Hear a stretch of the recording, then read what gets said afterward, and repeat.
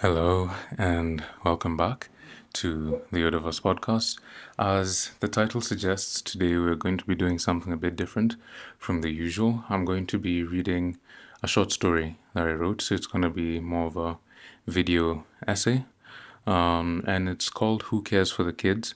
You can skip to the part where I start. I'll make sure to put timestamps down below, but a little bit of history as to why I wrote this short story in the first place.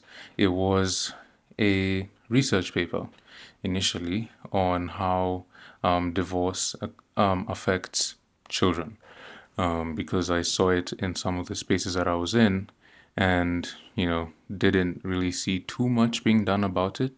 And then I wrote a research paper about it, then wrote a short story soon after.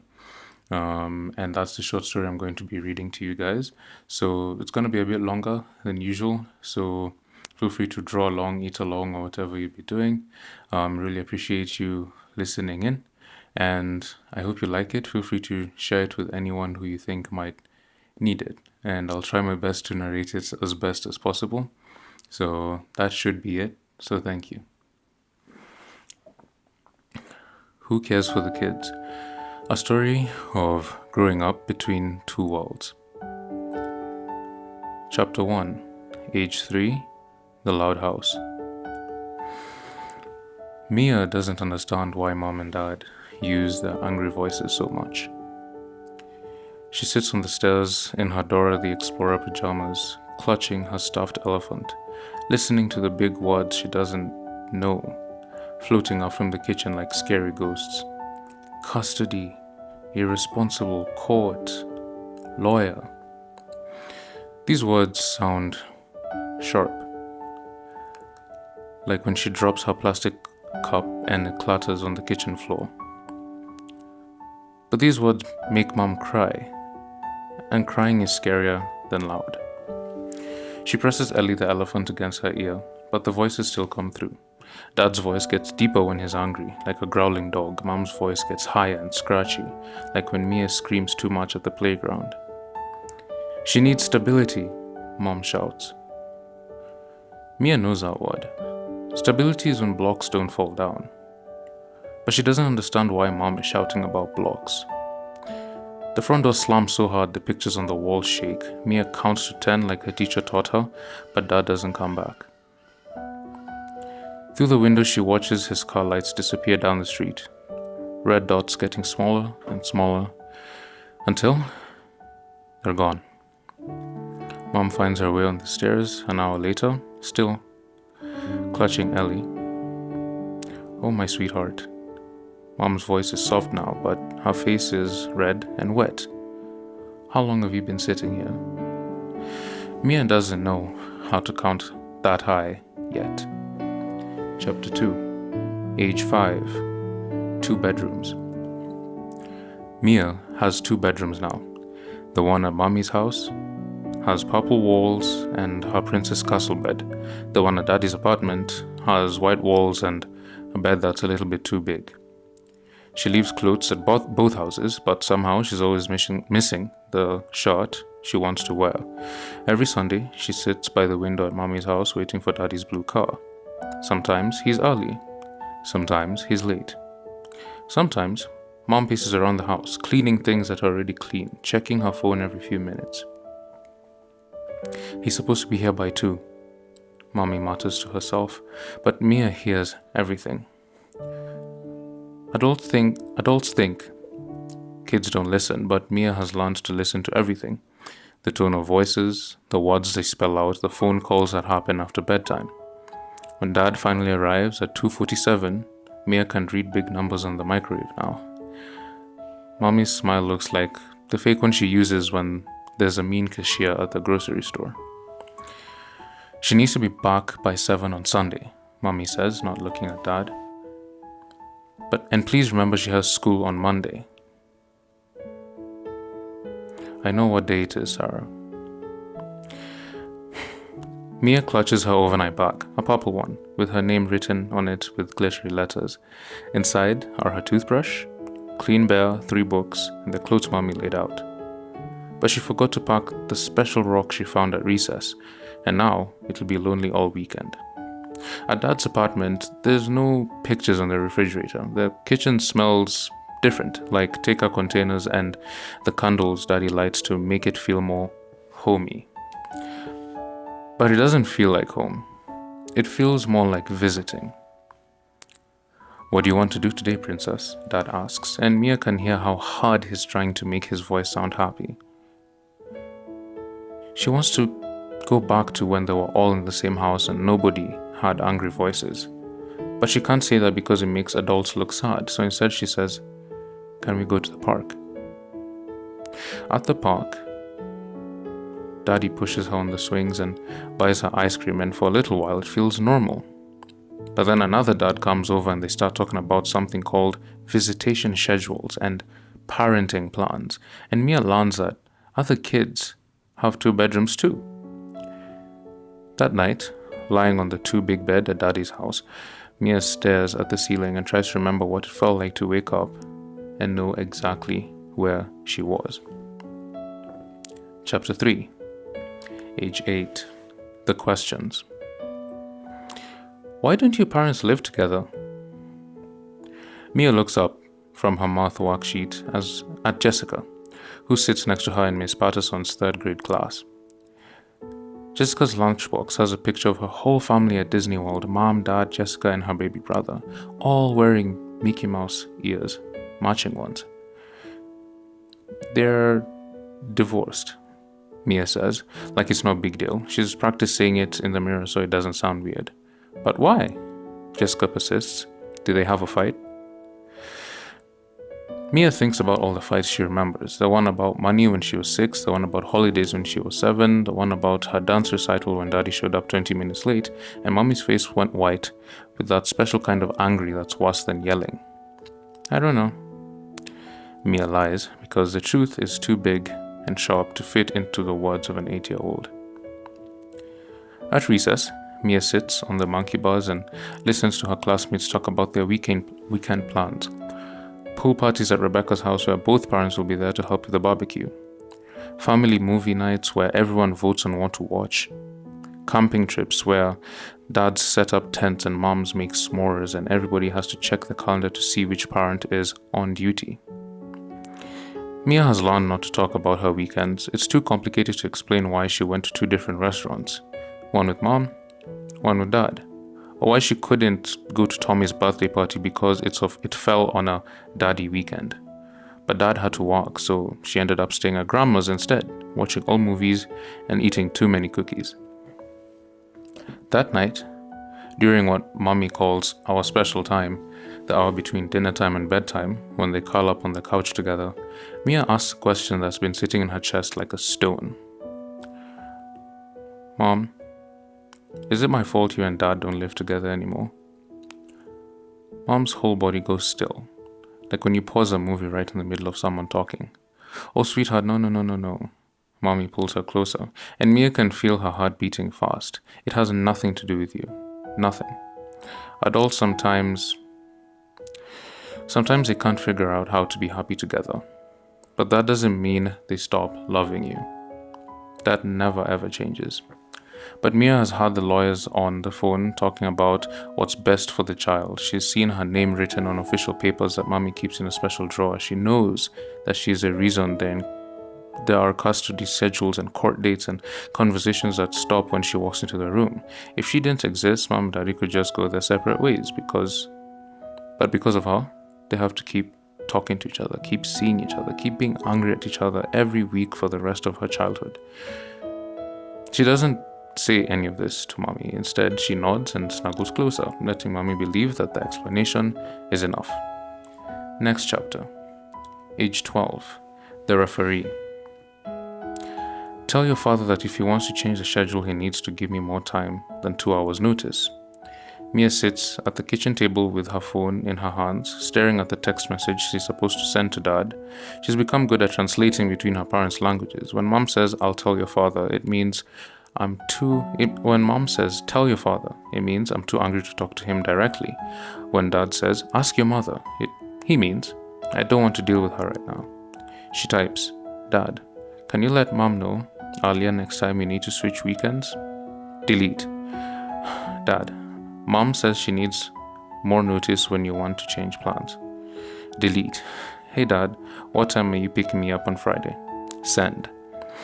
It's easier to pretend she didn't get the message. At school, Mia has started eating lunch in the library instead of at the cafeteria. The librarian, Mrs. Rodriguez, doesn't ask questions when Mia spreads her sandwich and homework across a table in the back corner. She just brings her extra bookmarks and recommends novels about girls who got adventures far, far away from complicated families. During English class, they're studying poetry. Mrs. Kim asks them to write a poem about home. Mia stares at the blank paper for 20 minutes. Finally, she writes, "Home is a suitcase, purple, with my name in glitter, always packed, always ready to go somewhere else." She crumples it up and starts over. Home is where my family is, warm and safe and bright, where we laugh together and play every single night. Mrs. Kim puts a gold star on the second poem, but Mia knows the first one was more true. That weekend, at Dad's apartment, she overhears him on the phone with someone, probably his brother, Uncle Mike, or maybe his friend from work. She's getting older, more aware of things. I can see it in her face sometimes, like she's carrying something too heavy for a kid her age. A pause. I just don't know how to fix it. Sarah and we can barely be in the same room without, and Mia is stuck in the middle of it. Mia pretends to be asleep, but her heart pounds so loud that she's sure Dad will hear it through the wall. The next morning, Dad makes pancakes shaped like Mickey Mouse heads and lets her put as much syrup as she wants. He asks about school and her friends and whether she wants to redecorate her room at his place, normal parent things, but Mia can see the worry in his eyes. The way he studies her face, like he's looking for cracks. She smiles extra big and tells him about the book she's reading and laughs at his jokes because she's learned that when adults think you're okay, they worry less. And when they worry less, they fight less. It's a small kind of power, but it's the only kind she has. Next chapter, age 15, the explosion. I'm not going. Mia stands in the hallway with her arms crossed, her overnight bag at her feet like a declaration of war. Mia, honey, you have to go. It's your father's weekend. Mom's voice was careful, a controlled tone she uses when she's trying not to scream. No, I don't have to. I'm 15. I can choose. It's not entirely true. Mia googled it. The laws are complicated, full of phrases like child's preference and mature enough to decide and best interests of the minor, but she's counting on Mom not knowing the exact details. Your father is expecting you. He's planned. I don't care what he's planned. The words explode out of her before she can stop them. I'm tired of being passed around like some kind of package. I'm tired of living out of a suitcase. I'm tired of pretending everything is fine when it's not. Mom's face goes still. What do you mean pretending? And suddenly, it all comes out. 12 years of careful translation, of being the messenger, of smoothing over the sharp edges of her parents' anger to protect themselves from the cuts. I mean pretending. Pretending I don't notice when you both use me to hurt each other. I mean pretending I don't hear you on the phone when Grandma is talking about Dad like he's some kind of criminal. I mean pretending I don't see Dad's face when he has to drop me off here, like this house is some kind of prison. Mom sits down heavily on the stairs, and for a moment, she looks younger, smaller. Mia, you never meant for me to notice? Well, guess what? I notice everything. I noticed that you schedule my dentist appointment on Dad's days without telling him. I noticed that Dad buys me things you specifically said I shouldn't have. I noticed that you both ask me questions about each other and pretend it's just a casual conversation. The words keep coming. Years of them. A flood that won't stop. I noticed that when other kids talk about family vacations, I have to explain why I've been to Disney World twice, one with each parent, 6 months apart. I noticed that I have 2 birthday parties every year because you can't stand to be in the same room with each other for more than 3 hours. Mom is crying now, quiet tears that she's trying to wipe away before Mia sees them. And you know the worst part? Mia's voice cracks. I spend so much energy taking care of both of your feelings that I don't even know what my own feelings are anymore. I don't know if I actually like the music I tell Dad I like, or if I just know it's different from the music you listen to. I don't know if I really want to be a teacher, like I tell you, or if I just know this is a kind of safe, stable job you think is important. The house is quiet, except for the sound of the air conditioner kicking on and the distant noise of Mrs. Peterson mowing the lawn next door. Normal sounds, the life goes on kinds of sounds. Mia's voice gets smaller. I just want to be a kid for a while. I want to worry about the algebra tests and whether Jake Morrison likes me back and whether I should try out for the spring play. I don't want to manage your relationship with Dad anymore. Mom reaches out like she wants to hug her, but Mia steps back. I'm going to stay at Emma's tonight. I'll call Dad and explain. Mia, please. Just please. That night, lying on Emma's trundle bed, Mia stares at the glow-in-the-dark stars on the ceiling and listens to the sound of the house where her parents say goodnight to each other before they turn off the lights. Next chapter, age 18, the choice. The letter from Northwestern arrives on a Tuesday. Mia holds it in her hands for 10 minutes before opening it, sitting in her car in the school parking lot. Congratulations, we are pleased to inform you. Full scholarship, pre-law program, everything she thought she wanted. But as she reads the letter, all she can think about is the conversation she overheard last week. Mom on the phone with her sister, talking about how they'll finally have some distance from Dad when Mia goes to college, how it'll be easier to manage the situation when there are no more custody weekends, no more forced interactions. Mia has spent 15 years being the thread that connected her parents. What happens when that thread finally breaks? At dinner that night at Dad's apartment, it's Tuesday, which means it's his night, she shows him the letter. His face lights up with pride, but she can see there's something else underneath it. Fear, or maybe loneliness. Northwestern, huh? That's pretty far away. He tries to make it sound casual. It's only a 4-hour drive. Right, of course. And Chicago is a great city. Lots of opportunities. They both know he's trying to convince himself. The next day, she shows Mom the same letter. Mom's reaction is different, but somehow identical. Pride mixed with barely concealed panic. Pre-law? I thought you were interested in education. I am, I don't know. Mia folds the letter carefully, pressing the creases sharp. I keep changing my mind about what I want. That weekend, she drives to the lake where her family used to go before the divorce. It's been years since she's been here, but she remembers the exact spot where they used to spread their blanket. Dad would grill hot dogs on the little portable grill while Mom set up the umbrella and unpacked the cooler. Mia would build sandcastles until the sun went down, running back and forth between the water and their little camp, never worried about being too far from both of them at once. Now, she sits on the same stretch of land and tries to imagine her life untethered from the careful choreography of custody schedules and divided holidays. College will be the first time in 15 years that she'll be somewhere that belongs entirely to her. None of Mom's house rules or Dad's apartment expectations, just her own space, her own choices, her own life. The thought was both thrilling and terrifying. She pulls out her phone and scrolls through her contacts. Mom, Dad, Emma, her boyfriend Tyler, her guidance counselor, all the people who have opinions about what she should do, who she should be, and where she should go.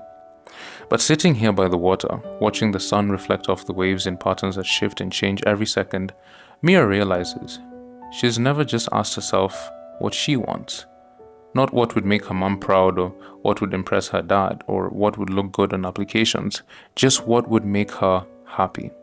The answer, when it comes, surprises her. She wants to study art therapy. She wants to help kids who carry grown-up burdens.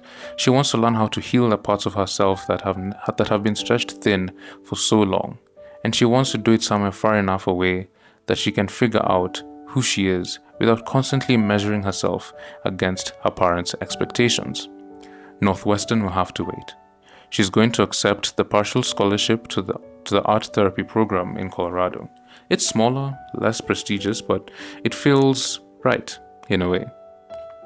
That has nothing to do with anyone's approval. For the first time in years, Mia makes a decision based entirely on her own voice. Next chapter, age 22, the wedding. You look beautiful, sweetheart. Mia turns from the mirror to see Dad standing in the doorway of the bridal suite, holding a small wrapped box. He's wearing the navy suit she helped him pick out, and his eyes are bright with unshed tears.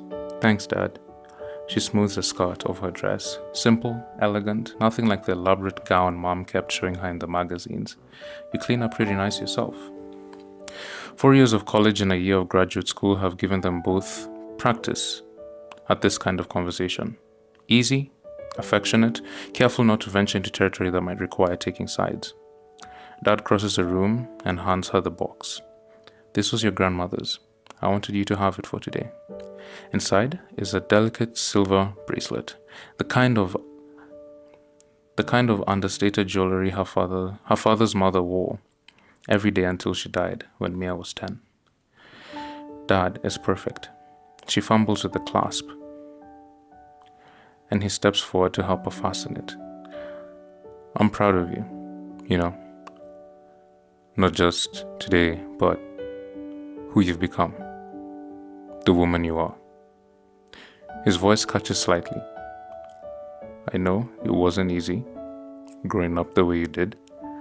I know your mother and I, we put you in impossible situations sometimes. Mia meets his eyes in the mirror. Dad, no. Let me say this. I've been thinking about it a lot lately, watching you plan this wedding, seeing how happy you are with David. You figured out something your mother and I never could. You figured out how to love someone without trying to change them. There's a knock on the door, and Mom peeks her head in. Oh, good, you're here. The photographer wants to do some pictures before. She stops when she sees Dad. And for a moment, the old tension flickers between them. But then Mom's eyes land on the bracelet. Her expression softens. Your grandmother would have loved this day. She would have. Dad agrees. It's a small moment, barely a minute long, but it's the first time in Mia's memory that her parents have shared something. A memory, a feeling, an acknowledgement that isn't filtered through lawyers or custody schedules or careful diplomatic language. During the ceremony, Mia looks out at the small gathering of family and friends. Mom sits in the front row on the left wearing the understated blue dress they picked out together. Dad sits in the front row on the right next to his new girlfriend, Helen, who Mia genuinely likes and who has never tried to be anything other than Dad's girlfriend, never tried to be a replacement mom. For the first time in her life, both of her parents are in the same room without it being a negotiation or an emergency or a carefully orchestrated exchange. They're both here simply because they love her and want to celebrate her happiness. When the officiant asks David and Mia to recite their vows, Mia looks into her fiance's eyes and speaks words she has spent months perfecting. David, when I was growing up, I learned to be careful with my love. I learned to measure it out, to make sure there was always enough to go around, to protect myself from the disappointment of wanting more than people could give. But with you, I'm learning that love isn't something that runs out when you use it. It's something that grows stronger when you give it freely. She glances at her parents, both of them whom are wiping tears from their eyes. You've taught me that I don't have to choose between loving you and loving myself, that I can be completely honest about who I am and still be completely loved, that home isn't a place to visit on weekends. It's what you build together, every day, with patience and forgiveness, and the decision to keep choosing each other. Later, at the reception, Mia watches her parents navigate the social dynamics with surprising grace. They don't sit together, but they don't actively avoid each other either. When Dad's brother makes a toast about family, Mom raises her glass. When Mom's sister tells a story about Mia's first steps, Dad laughs along with everyone else.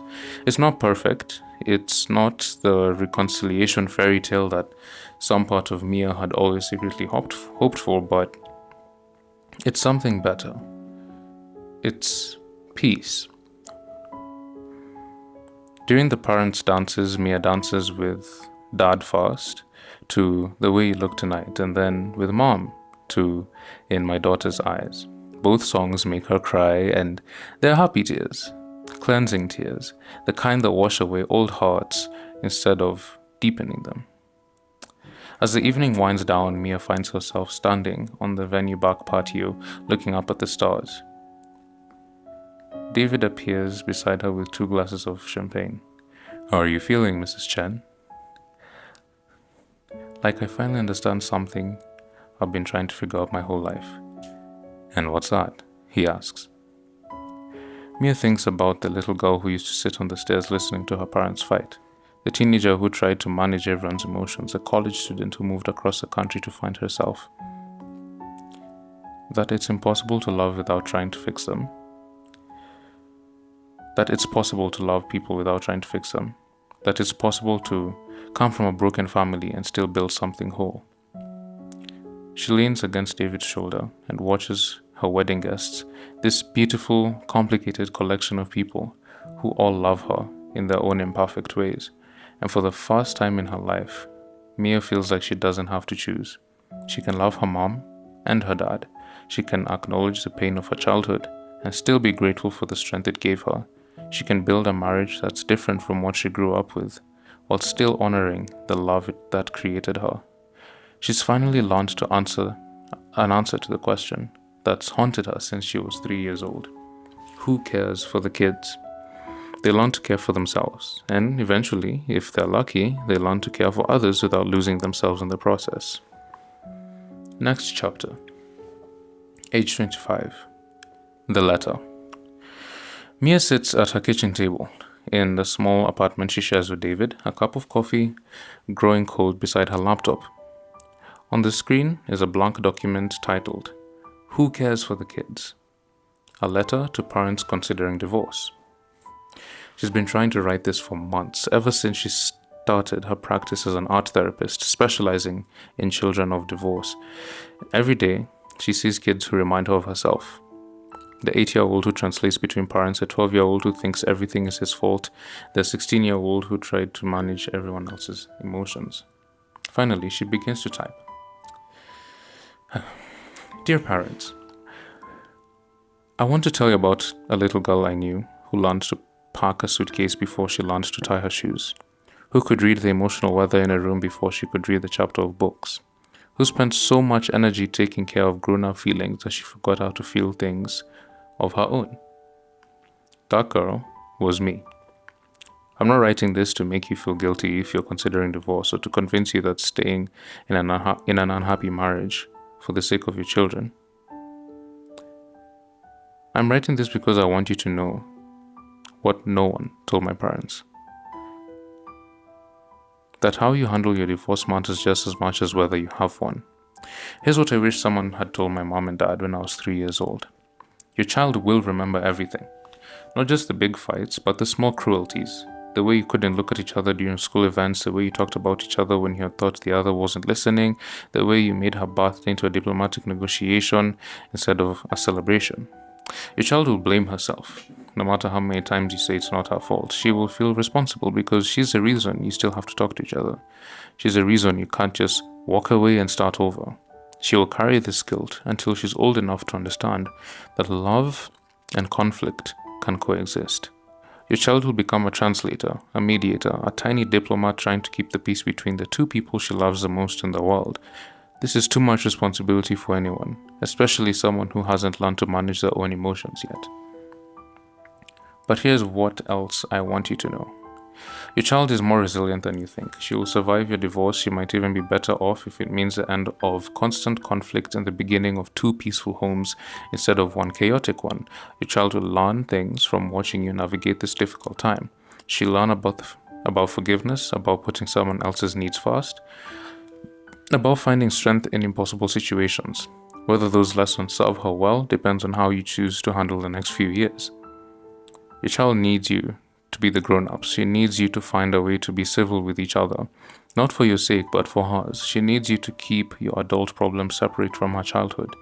She needs you to remember that she didn't choose the situation and she shouldn't have to pay the emotional price for it. Most importantly, your child needs someone to care about her experience, not just her logistics. She needs someone to ask her how she's feeling about having 2 bedrooms, not just whether she remembered to pack her homework. She needs someone to notice when she's trying too hard to make everyone else happy. She needs someone to tell her that it's okay to be sad about divorce, even if it was the right decision. I'm 25 now and happily married to a man who loves me without trying to fix me. I have a job that I'm passionate about, helping other kids navigate what I went through. I have good relationships with both my parents, not perfect relationships, but honest ones, built on mutual respect and the recognition that we all did the best we could with what we knew at the time. But I still carry parts of that little girl with me. I still pack more than I need for any trip, just in case. I still notice immediately when people are upset with each other. I still feel an automatic urge to fix it. I still have to remind myself that people's emotions are not my responsibility. These aren't necessarily bad things. My childhood taught me empathy, resilience, and independence. It taught me to value stability and to work hard with the relationships that matter to me. It taught me that families can take many forms and still be full of love. But I also had to learn as an adult how to have needs of my own. I had to learn that conflict doesn't always lead to abandonment. I had to learn that I could disappoint someone and still be loved. If you're getting divorced, please remember, your child's experience matters just as much as your own. Her feelings are as valid as yours, even if she's too young to articulate them. Her future relationships will be shaped by what she learns about love and conflict, by watching you. You have the power to make this experience either a devastating loss or a difficult but ultimately growth-promoting challenge. The choice is yours, but the consequences will be hers to carry for the rest of her life. Please choose carefully. Please choose with her in mind. Please remember that she is watching, listening, and learning from every interaction, every decision, every moment when you choose kindness over cruelty and cooperation over conflict. She's counting on you to be grown-ups, with hope for all the children caught in the middle. Mia. She reads through the letter twice, making small edits, adding a paragraph about the importance of therapy for children who go through divorce, including some resources for parents who want to do better. Then she saves the document and starts a new one. This one she titles, Letter to My Parents. Mom and Dad, I want you both to know I turned out okay.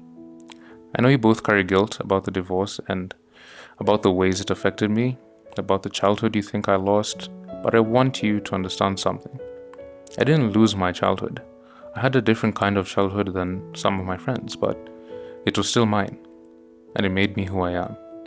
Yes, there were hard parts. Yes, I learned to navigate adult emotions before I was ready. Yes, I sometimes felt like I was living between 2 walls instead of feeling fully at home in one. But there were gifts too. I learned independence and adaptability. I learned that there are many ways to structure a family. I learned that love doesn't have to be perfect to be real. I learned that people can hurt each other and still care deeply about each other's well-being. I learned that home isn't a building. It's the feeling of being known and accepted exactly as you are. You both gave me that feeling, in your own ways, in your own homes. Mom, you taught me that stability comes from within, that I could create routines and traditions that were meaningful to me. Dad, you taught me that relationships require constant effort, that love is something you choose every day. I know you both wish you could have done things differently. I know you both wonder what my life would have been if you had stayed together, if you had fought less, if you had been better at protecting me from the hard parts. But here's what I want you to understand. I don't spend time wishing for a different childhood. I spend time being grateful for the one I had, complicated as it was. It taught me things I couldn't have learned any other way. It made me compassionate in ways I might not have been otherwise. It gave me a deep appreciation for the stability and peace I've built in my own life. You both loved me the best way you knew how. During the hardest time of your lives, you both made mistakes, but you both kept trying. You both put my needs first, even when it was difficult, even when it meant swallowing your pride or biting your tongue. I see that now, in ways I couldn't when I was younger. Thank you for the sacrifice of staying connected to each other for my sake, even when it could have been easier to cut ties completely. Thank you for learning, slowly but imperfectly, how to be divorced parents instead of just a divorced couple.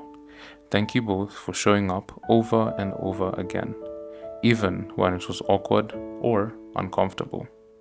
Most of all, thank you for raising a daughter who believes in love. Not perfect love, but real love. Complicated love. Love that endures through conflict and change and disappointment. That's the kind of love I'm building with David. This is the kind of love I hope to give to my own children one day. You taught me that families don't have to look a certain way to be full of love. You taught me that people can make mistakes and still deserve forgiveness. You taught me that sometimes the most loving thing you can do is let go of what you thought your life would look like and embrace what it actually is.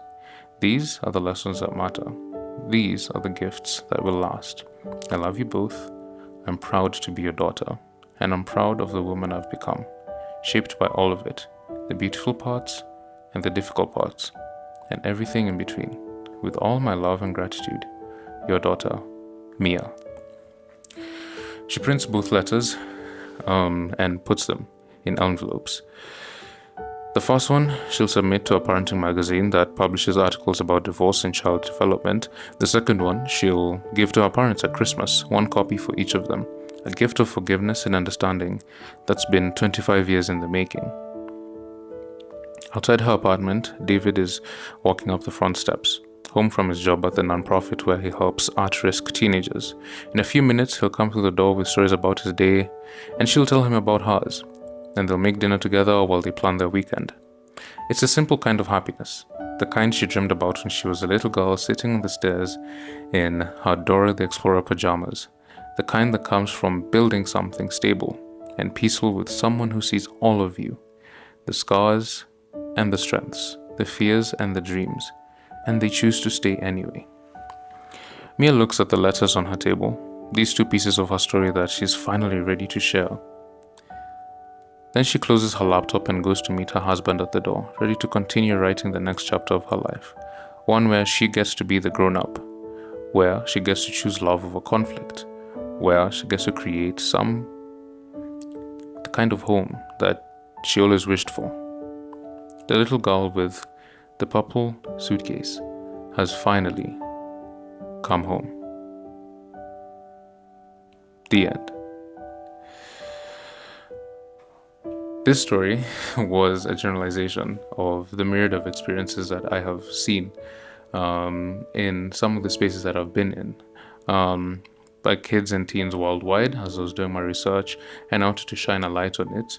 This is one of many, a few which are probably going to be emotionally scarring to write, but in the end, it's truth. It's all truth. It's all real life. These are things that are happening in the world as we speak. And if God wills it so, this will be an animated short film one day. But for now, it remains a story in my notes that I have now read to you. And one day, it'll see the light of day. And now it has. So thank you so much for listening. I'm sure it's very, very, very long. It's probably been sitting here for over 40 minutes. But I do hope that you enjoyed that. I hope that, just feel free to give me your thoughts. Reach out in the comments or on Instagram with your thoughts. Share with someone who needs it. And if you'd want the document itself, I'll try to link it in the description below. And if you guys would like me to, also share the research paper, I can do so. But other than that, thank you for being here. Feel free to leave suggestions for future topics. And it's good to be back. So thank you so much. And I hope that this new style of video is something that I'll be able to do more often as I write more stories similar to this, some more serious than others and some less serious than others. But either way, I'm just glad that after months of having this in my notes, I finally had the courage to just do it. I wrote this on the 25th of August 2025, if I remember correctly, and right now it is the 18th of April 2026, so it has been a long time. That's 7-8 months It's just been there. So now I've read it to you, and I feel happy that I did. So thank you so much for watching or listening. All links will be in the description below. If you want to follow the newsletter for the Yoderverse, you can do so on Substack. And if you want to follow my art, you can do so on the Lime Studios Art channel or the Lime Studios Art Instagram channel. All links to that will be in the description below. And I hope you enjoyed this. So thank you. God bless you. Have an absolutely amazing day or night wherever you are in the world. And I'll see you in the next one. Take care and goodbye.